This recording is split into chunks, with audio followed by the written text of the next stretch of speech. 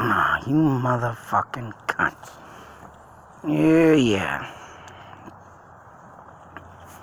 I hate these glasses. Ah, God. Super glue. Does not hold these too well. Oh my God. Why me? Anyways, I wanted to go over this. This is insane. Now, out of all my life, if I ever looked up on cars to buy, of course, I ain't never seen a story like this. Man. And the world just keeps getting crazier every day, and I had to post this one. It's called Shades of Christine. No, it ain't got nothing to do with my wife. Her name's Christine. Even though you never know, things would happen. Minds would be twisted and turned, and help. No, this ain't got to do with the 1958 Plymouth Fury from the movie Christine. We have ourselves a nice 1968 Pontiac GTO. I would love to get my hands on this sucker, but there is a backstory to this. And goes on to say I was first impressed. Now this is barn finds. You see up here, does it say? Yeah, see that? barnfinds.com. Oh, right there. Something I've looked into to have cars come up. They got some pretty nice ones in here to come up cheap, boy, but I think this one might be even cheap because it's only got 87,000 miles on it, 68. And as you can see, ain't not too much looking too wrong with that. But I guess the backstory to this car, yeah. So it goes on to say, now this is the person that writes in Barn Finds. He's always looking on, I guess, Craigslist, Say So, other websites that sell automobiles. And simply because it's an incredible survivor that wears original paint and comes with matching numbers, 400 HO paired to the described 4-speed manual gearbox, the seller, however, hints at this car's tumultuous past that is apparently so sordid he isn't allowed to disclose people what happened per an agreement with the previous owner's family. Given the front valance was lost in a evidence locker here on eBay, and you can put the pieces together. Find the GTO here on eBay with bidding $21K, although this one was high, and bid of buy it now for $26,000. Goes on to say the low mileage claims seem to be backed up by the condition of the car, which is gorgeous Verdo green paint paired to the parchment interior. The seller buffed out the front fender just to see how the paint would respond to cleaning, and it bounced back nicely. The interior looks fantastic. Everything in this car is mint. Say So. The 400 was last fired up in 1978, but that it still turns over fine and will fire up with gas dumped down the car. Some hoses have been replaced, but it otherwise remains close to factory. The original battery even comes with the car. Seller notes that the addition to the front valance, whatever the hell that is, the rocker panel and quarter panel moldings were also removed and lost in the same evidence locker. Evidence locker really means just one thing: police evidence, huh? And even someone of average intelligence can likely connect the dots, yeah. So whatever this car did or who did with it back in the day, The seller says that the events of the car's life is what kept it stationary and unused for so many years. I can't tell if that means the GTO was held in police impound yard or owner was shamed into keeping it under wraps following a violent event. Whatever the story is dramatic enough that this seller's wife wants the car gone. So, now the stories can fly with what happened with this damn thing. I know these cars, man, these muscle cars. I had a 69 Oldsmobile. Oh my God, and that thing tore up the road. And in ways, I really kick and want to goddamn kill my mind for doing such stupidity with my car. And I could just imagine what this guy did. Or the previous owners. But in other ways, I can say I'm kind of glad, but it got taken. But you know what? Don't ever drink and drive in these muscle cars, I can tell you that. That's a factor right now that I can tell you. You don't ever want to drink and drive with the horsepower in one of these bad boys. Me? I'm very fortunate that I did not kill nobody in my car. Oh, man. I'd have been done sitting my ass in jail for a long time. But as for this, I mean, the stories can run through your head. And, but oh man, I would love to know the history of what happened. For this thing to be sitting that many years and being like, say so, 1968, and it last fired up from 1978, so it means 10 years. This car is probably only at 87,000 miles.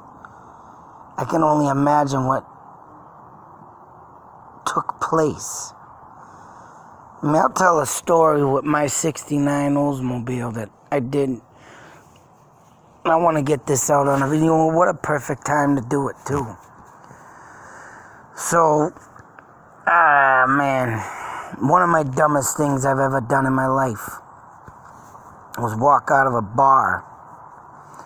Now, I'm just saying this maybe could have happened, similarities to this car, but I don't know. You know what? The story ain't there. They're not allowed to tell, so. But I'll give you an example. And one of the dumbest things I've ever done was walk out of a bar, get in my car, and I think, I was so drunk that night. Like I said, I'm very fortunate and thankful I did not kill nobody. But I believe I bumped a car. And I can, hang on a sec. And I can honestly say that, whoops. Shoot. Hey, the 72 Corvette. I can honestly say, right, that if, shoot, what the hell was I going to say? What had happened that night, yeah, I'm very thankful I didn't kill nobody, blah, blah, blah. But what I did, man, so I get out, oh yeah, I was so drunk that I was pretty much in a blackout when I sat down in the car. I was coming in now to say like a blackout. And when I was backing out, I knew what I was doing, but I felt a bump. Poof. Oh, that's what I was going to say. I don't think I did no damage, but I bumped it, and someone saw it. So, I mean, I pull out slowly, I maneuver my way out without doing no more damage to any more cars, and someone, for bouncer from the bar, ran out and stepped in front of the car. Now, at this point, Jesus Christ, this is why I want to say this, and why something like this is give a good opportunity to do it. I want to very highly apologize to this guy. Sincerely apologize to this guy. I mean, he was only doing his job. I tried in the future going back to that same bar, and every time I'd go in, even if I put on a hat, he'd kick me out. And I'm glad he did.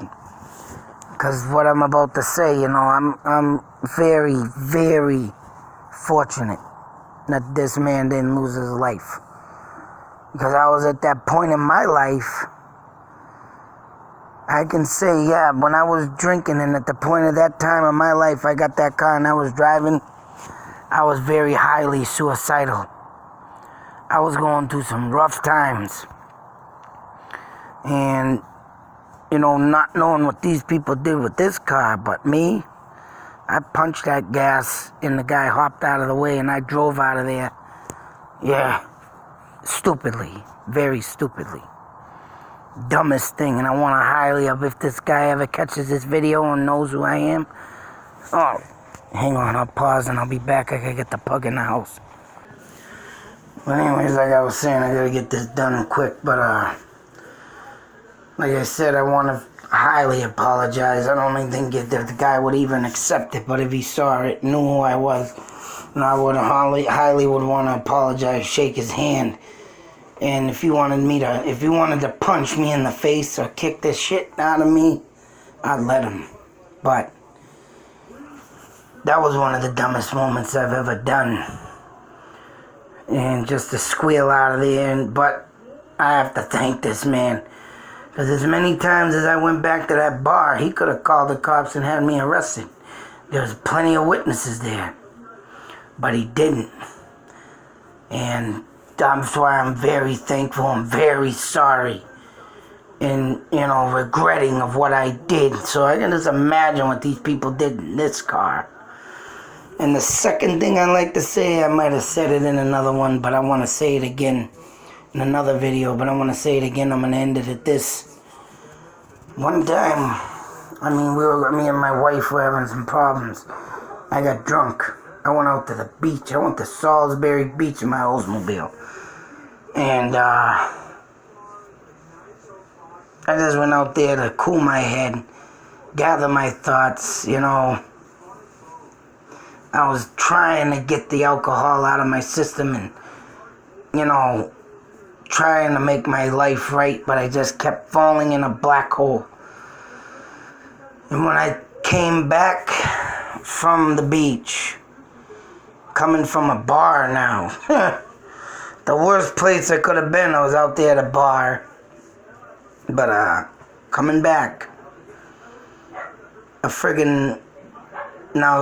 same car that my mother, my wife was driving, an Eclipse, Mitsubishi Eclipse. It was the same identical one, and when I seen that car, I don't know, I must have got very pissed off and thinking it was her, because like I said, we're going through some problems. But this one was trying to race me. So, as it pulled up alongside of me, I'm looking at it. My wife at the time too was, you know, busting my chops with my car. I'll blow your doors off, I'll race you, type thing, right? But, I don't know, I got so dumb. This thing started speeding up, I started speeding up. It started revving its engine, I was like, gone. And it passed me. I was at about 85.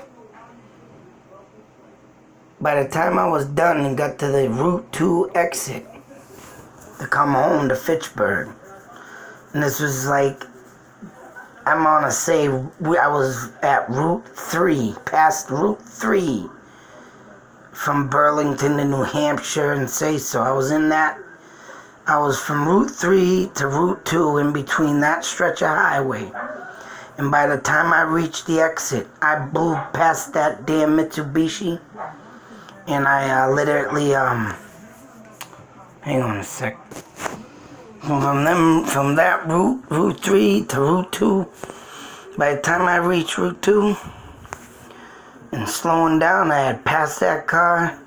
And as soon as I slowed down to turn that exit, just before that, I was at the Oldsmobile Cutlass 1969, marked 120 miles an hour.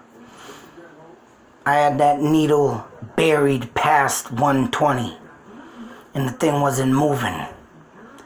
That's how fast I was going from Route 3 to Route 2, and as soon as I got to that exit, I slowed down, the car went boom right off to my left. And as it went by me, I had my hand out the window waving. Like, yeah, see you later, I beat your ass, right? Thinking to myself.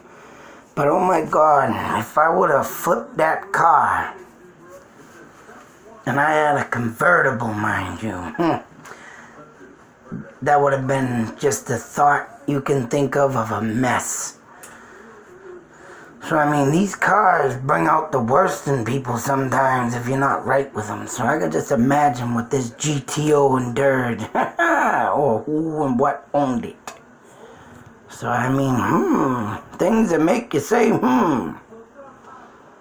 But for a car like this to be for sale and having a dark past, man, I never seen this in my life. So but who knows, these cars, man, sometimes bring out the evil in everybody because of the speed, the power, and you get that gripped in your hand. Yeah! Man, just imagine what this thing went through. I thought I'd share that anyways. Until the next video, be safe, take care. Beware and be safe. Seriously. Don't go doing stupid shit if you get a muscle car. Out.